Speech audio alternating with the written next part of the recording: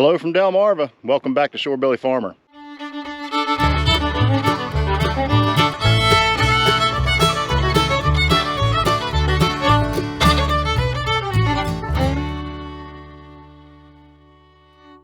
Today's going to be a little bit of a different day.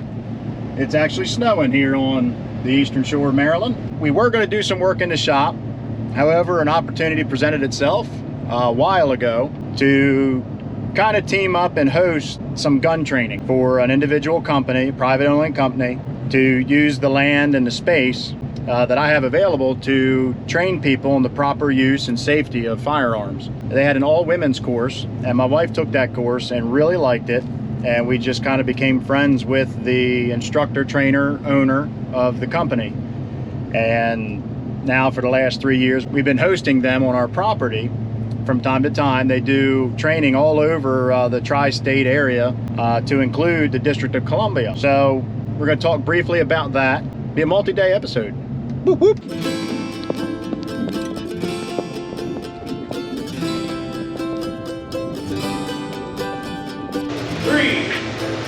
4, 3, 4, 3, 2, 1, start, reset, reload. Stand by, gun. You're drawing and you're reholstering the same way we've been doing it all day. 2 round center mass, 2 round center mass, stand by, gun.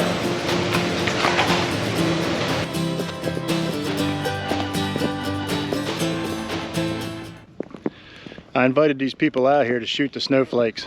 We're trying to keep it from landing. I don't think we're being very successful. Here's the fire line. We're going to fire 1 round center mass, 1 round center mass. Stand by. Gun.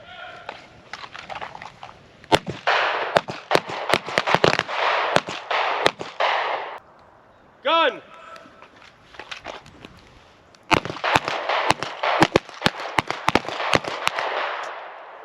Be the majestic winter creature.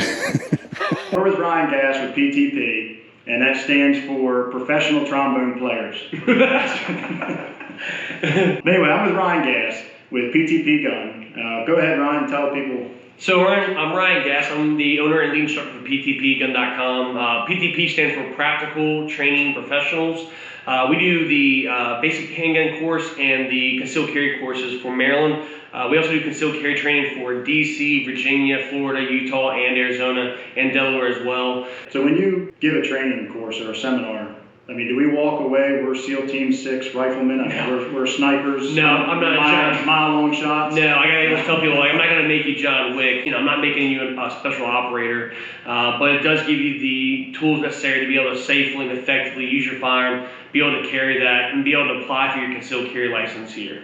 And I can tell you, my wife, actually how we met was because my wife took an all-women's course that you had. Yep. She went to the course and she came home, you know, granted I've been around firearms my whole life and, you know, was trained in the military on the use and care of them.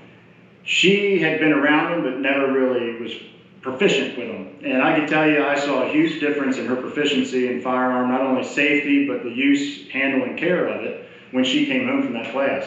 And it was at that point that, you know, Ryan had told the class that, hey, if anybody knows of any place that has enough space that we can hold a class and you know, do some shooting, handgun qualification, it will help keep his prices lower so to get more people involved with the Second Amendment, more people involved with their proficiency and their protection of their family and themselves.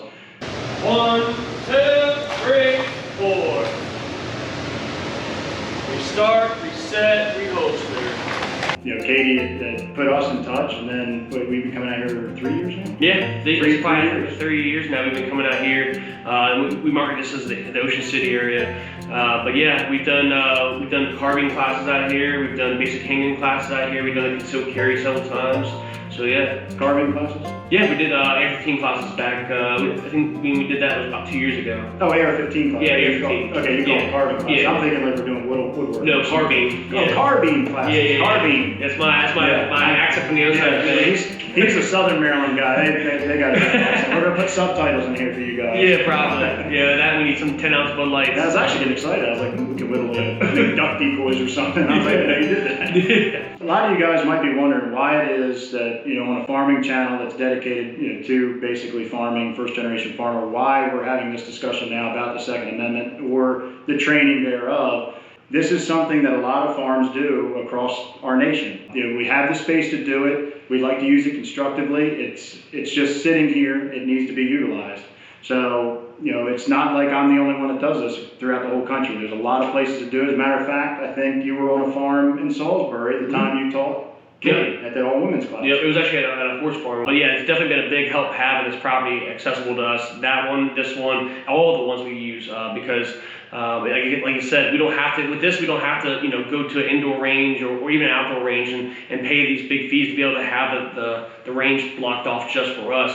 We're able to do these all over the property and keep the cost down. So I definitely appreciate their support over the years, definitely do. And something too that the way this plays into our channel in farming is Delmarva never had predators. We didn't have to worry about coyotes. They've actually been tracking where the coyotes came from. And the coyotes that we have here have a little bit of wolf in them. Here, they're a mixed predator scavenger. So, anytime we see them, we are supposed to handle that issue if we can safely and remove them because they're not indigenous to this area. So that's one reason, that and also deer damage. We have deer damage permits. There's been times where we've had 40, 50 to 100 deer on 15 acres of land, and it doesn't take long for them to really just completely wipe a crop out. So every year through Maryland's DNR program, we get what's known as a deer damage permit, and we use firearms most of the time. You can use bow if you wanted to take antlerless deer, reduce the population to not only keep them from spreading disease amongst themselves, because with the development happening in the area, the deer are getting so congested that they're passing disease to one another, and what can happen is you can kill the whole herd off. We don't want that. We do want deer, we just can't have them passing disease to one another and actually stripping the land. Yeah, it's a management thing. It's how I heard the term herd. Like, just got to manage them. You want to keep them there, but you want to keep them under control. Yeah.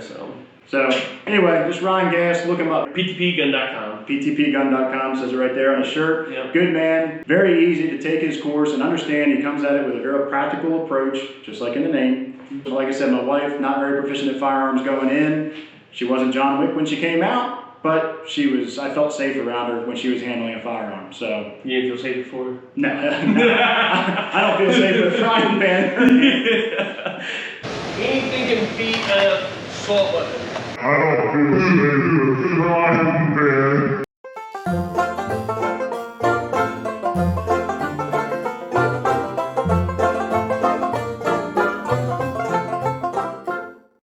I don't think they like Jack Frost.